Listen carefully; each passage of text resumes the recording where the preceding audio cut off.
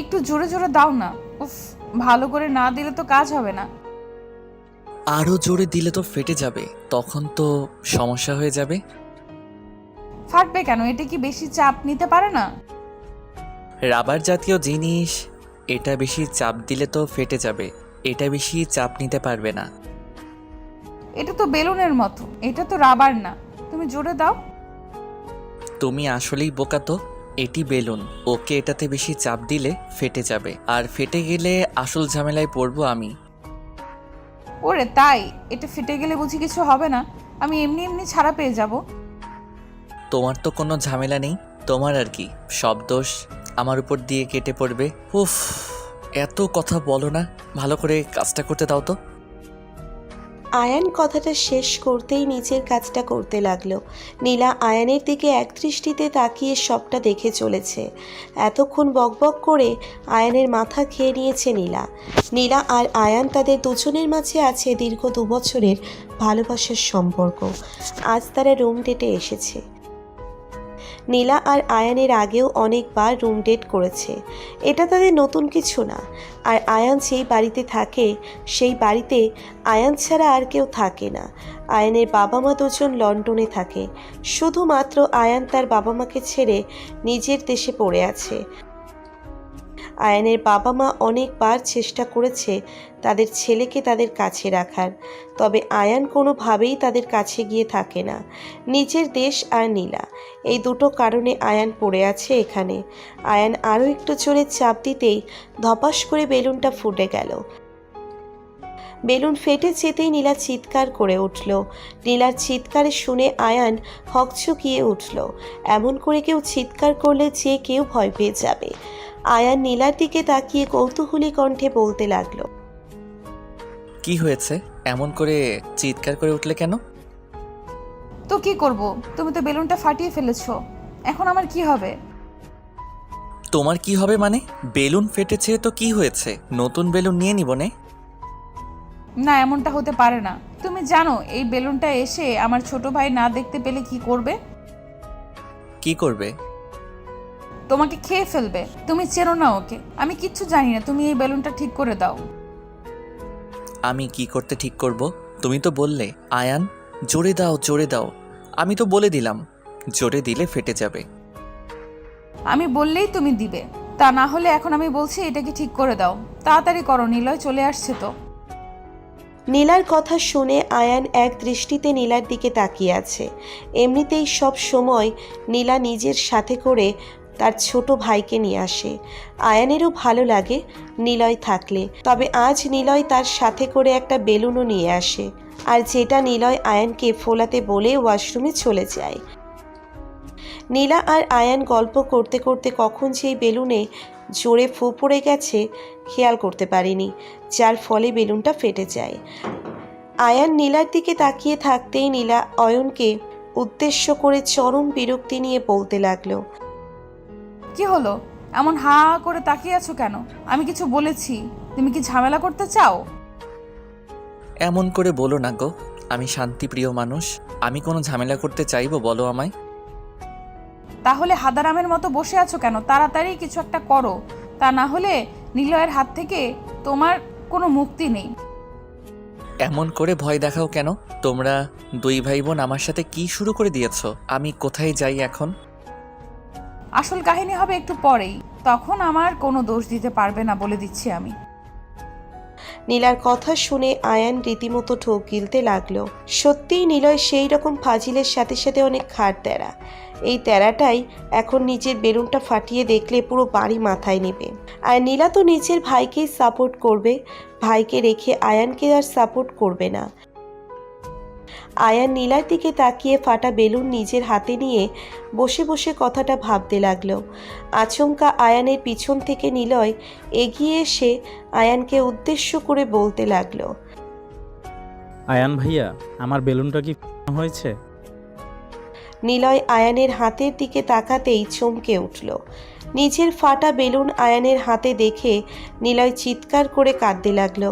নিলয়ের কান্না দেখে আয়ান নিলয়কে নিজের কোলে বসিয়ে নিলয়কে উদ্দেশ্য করে বলতে লাগলো, ভাইয়া কান্না করো না, আমি তোমার জন্য এমন অনেকগুলো বেলুন নিয়ে আসবো। না না, আমার চাই না, আমার ওই বেলুনগুলোই চাই, আর কোনো বেলুন দিলে হবে না। ভাইয়া প্লিজ এমন করে না, এটা তো ফেটে গেছে। আমি তোমার জন্য ভালো দেখে বেলুন এনে দিব, অনেকগুলো বেলুন, তুমি জাস্ট গুনে শেষ করতে পারবে না। সত্যি তো? তুমি আমায় ঢপ দিচ্ছ না তো? আরে শালা আমি তোমায় কেমন করে ঢপ দিব? তুমি আমার 10টা না 5টা না, একটা মাত্র আদরের শালা, তোমার ঢপ দিলে চলে? তোমার জন্য সত্যি নিয়ে আসবো। আয়ানের কথা শুনে নিলয় অনেকটা দম নিল। নিলয় বড্ড চঞ্চল একটি ছেলে, একদণ্ড এক স্থানে স্থির থাকে না। নিলয় আবারও চলে যায় রুম থেকে। নিলয়কে শান্ত করার কৌশল দেখে নীলা মুচকি হেসে আয়ানকে উদ্দেশ্য করে বলে, বাবা, আপনি দেখি ভালোই মানুষকে বোকা বানানো শিখে গেছেন। আমি কাকে বোকা বানালাম? আমি তো সত্যি কথা বলেছি। আর তুমি জানো না, নীলয়ের জন্য আমি কিছু নিয়ে আসি বললে সেটা আনি কি আনি না। সেটাই তো। আপনি সকলকে এত সুন্দর করে কি করে মানাতে পারেন, আমায় একটু বলবেন তো। এই ফাইজলামি করো না, পরে সত্যি সত্যি আবার কি না কি ফাটাতে হয়। নীলা কথাটা বলতেই আয়ানের দিকে এগিয়ে এসে আয়ানের কাঁধের উপর নিজের হাতজোড়া তুলে দিল। আয়ান নীলার চোখের দিকে তাকিয়ে আছে, হয়তো বোঝার চেষ্টা করছে এই চোখের ভাষার মানে। আয়ানের কথার বিপরীতে নীলা আয়ানকে উদ্দেশ্য করে বলল, কি ফাটানোর কথা বলছো? একটু সহজ ভাষায় খুলে বলো না, আমি তো এমন করে বদলে কিছুই বুঝতে পারবো না। তোমায় এত কিছু কেন বুঝতে হবে? এত কিছু বোঝার প্রয়োজন নেই। ফাইজলামি বন্ধ করে কিছু খাবে কিনা বলো। আমি যেটা খেতে চাই সেটা দিবে। নীলার মায়াবী কণ্ঠস্বরটা শুনে আয়ানের মনের মধ্যে একটা খুশির শিহরণ বয়ে গেল। আয়ানও এমন কিছুই চাইছে, ওই ঠোঁটের মিষ্টি স্বাদ, ভালোবাসায় নিজের আপন করে নেওয়ার ইচ্ছেটা আয়ানের মনের মধ্যে বিরাজ করছে।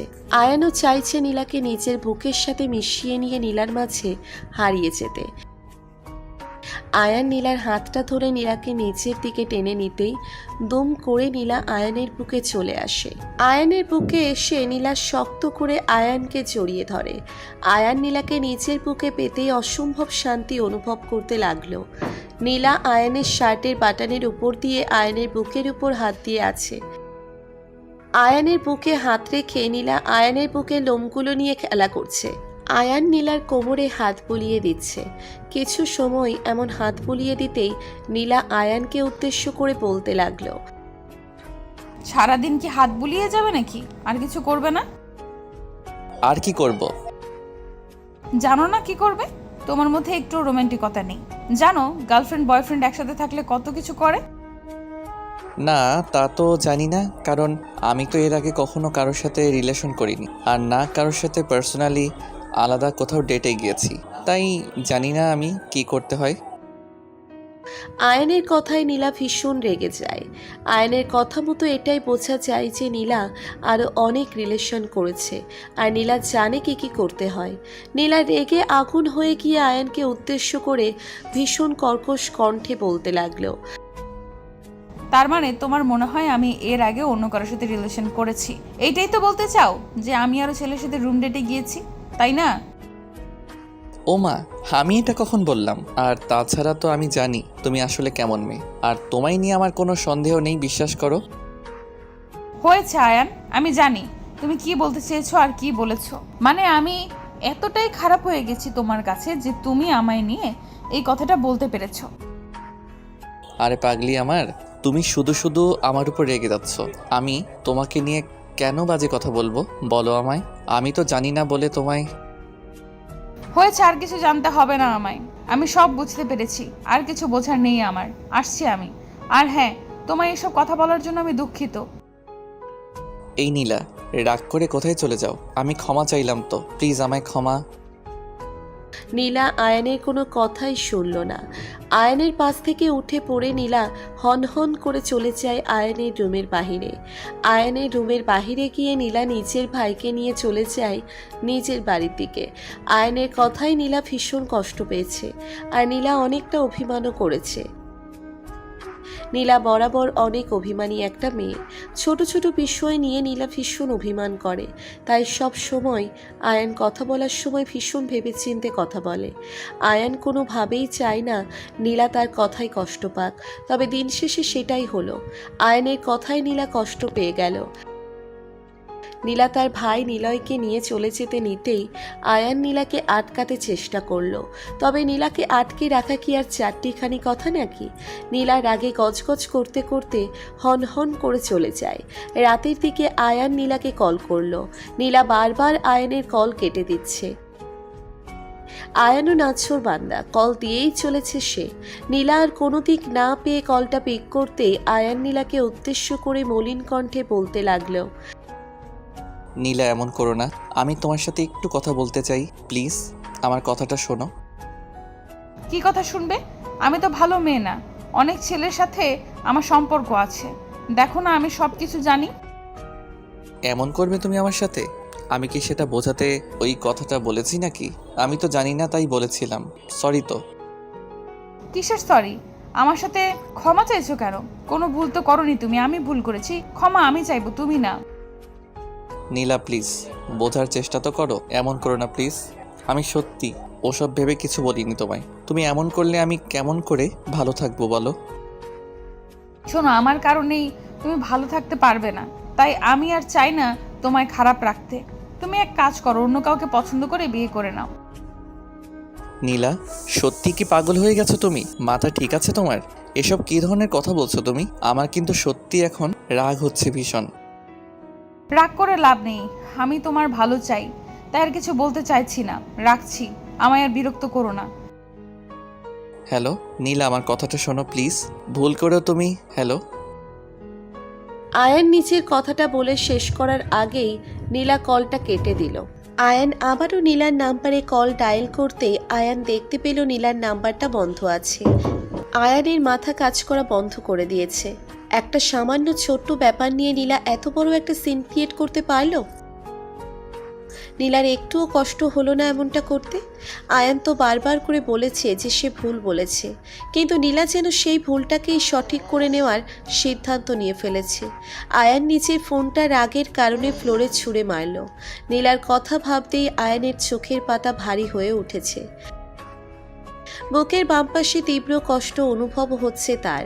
ওইদিকে নীলাও কেঁদে কেঁদে নিজের চোখ ভাসিয়ে ফেলেছে। নীলা নিজের রুমের লাইট অফ করে কান্না করছে। নীলার মা নীলার রুমে এসে এমন অবস্থা দেখে প্রশ্নসূচক কণ্ঠে নীলাকে উদ্দেশ্য করে বলতে লাগলো, এসব কি করেছিস নীলা? কি হয়েছে? কান্না করছিস কেন? কিছু হয়নি, এমনিতেই কান্না করছি। এমনিতেই কান্না করছিস মানে? পাগল হয়ে গেছিস তুই? কেউ কি এমনি এমনি কান্না করে? কি হয়েছে আমায় বলবি না? কিছু হয়নি বললাম তো, আমার কথা কি বোঝো না তুমি? বুঝেছি। আমি সিওর আয়ানের সাথে ঝগড়া হয়েছে তোর। আমি বুঝি না আয়ানকে এতে ভালোবাসা, তারপর ও কেন এই ছোট ছোট বিষয় নিয়ে ঝগড়া করিস? আমি কি নিজের ইচ্ছায় রাগ করি নাকি? ও নিজেই তো আমায় দিয়ে ঝগড়া করায়, আমায় নিয়ে বাজে কথা বলেছে। তোদের দুটোর মাঝে এসব ঝামেলা তখনই শেষ হবে যখন তোদের বিয়ে হয়ে যাবে। বিয়ে? আমি ওকে জীবনেও বিয়ে করব না। আজকের পর থেকে ওর সাথে আমার সমস্ত সম্পর্ক শেষ, আর কোনো সম্পর্ক আমি ওর সাথে রাখবো না। নীলার মা বুঝতে পেরেছে তার পাগলি মেয়েটা আসলেই রেগে গেছে, তাই এসব কথা বলছে। নীলার মা আর নীলার সাথে তর্ক করলো না। উনি জানেন নীলা মাথা গরম হয়ে আছে এখন, তাই তাকে প্রশ্ন করা হোক না কেন তার ভুল উত্তরটাই আসবে। তাই উনি সোজা চলে যান নীলার রুমের থেকে। দেখতে দেখতে দুদিন কেটে যায়। এই দুদিনের মধ্যে নীলা রাগ কমে যেতেই নিজের ফোন অন করে আয়ানকে কল করে, তবে আয়ানের ফোন বন্ধ পায় সে। আয়ানের ফোন কখনো বন্ধ পায়নি নীলা। এই প্রথম নীলা আয়ানের ফোন বন্ধ পেয়ে ভীষণ চিন্তায় পড়ে যায়। চিন্তা দূর করার জন্য নীলা সোজা আয়ানের বাড়ি চলে যায়। আয়ানের বাড়ি আসতেই নীলা দেখতে পায় আয়ান এখানে নেই। কথাটা জানতেই নীলার বুকটা কেঁপে ওঠে। নীলা বুঝতে পারে না আয়ান হঠাৎ করে কোথায় গেল। নীলা ফের কিছু সময় আয়ানের বাড়ির সামনে দাঁড়িয়ে থেকে অতঃপর চলে আসে নিজের বাড়িতে। বাড়ি এসে নীলা মনমরা হয়ে বসে বসে কাঁদতে থাকলো। নীলার কান্না কমছে না। আপন মনে নীলা ভাবছে আয়ান বুঝি তাকে সত্যি সত্যি ছেড়ে গেছে। নীলা কিছু সময় কান্না করতেই কেউ একজন নীলার পাশে বসে নীলার মাথায় হাত বুলিয়ে দিতে দিতে বলল, পাগদি, রাগ উঠলে মাথা ঠিক থাকে না তাই না? এমন করে রেগে গেলে কিন্তু আমি সত্যি চলে যাব। নীলার কণ্ঠস্বরটা শুনতেই হকচকিয়ে গিয়ে আয়ানকে দেখতে পেয়ে খুশিতে পাগল হয়ে যাওয়ার উপক্রম হয়। নীলা আয়ানকে শক্ত করে জড়িয়ে ধরে কান্না করতে থাকে। আয়ান নীলাকে উদ্দেশ্য করে মুচকি হেসে বলে, ফিরে এলাম তো, আবার কান্না কেন? তুই আসলে একটা খারাপ লোক। আমায় একা ফেলে চলে যেতে চাস তো? জানিস আমি মরে গেছিলাম, আর একটু বাদে এলে আমার মরা মুখটাই দেখতিস। এই একদম বাজে কথা বলবে না। আমি থাকতে তোমার কোনো ক্ষতি হবে না। হয়েছে, আমি আজকেই বিয়ে করব, চলো আমার সাথে। পাগল হয়ে গেছো নাকি? হুট করে বিয়ে কেন? তাছাড়া বাবা মা। তুমি যাবে কিনা বলো? যাবো তো, চলো করছি ফেলি বিয়ে। আয়ান নীলার এমন পাগলামিতে সাই দিল। এছাড়া আর কি করবে সে?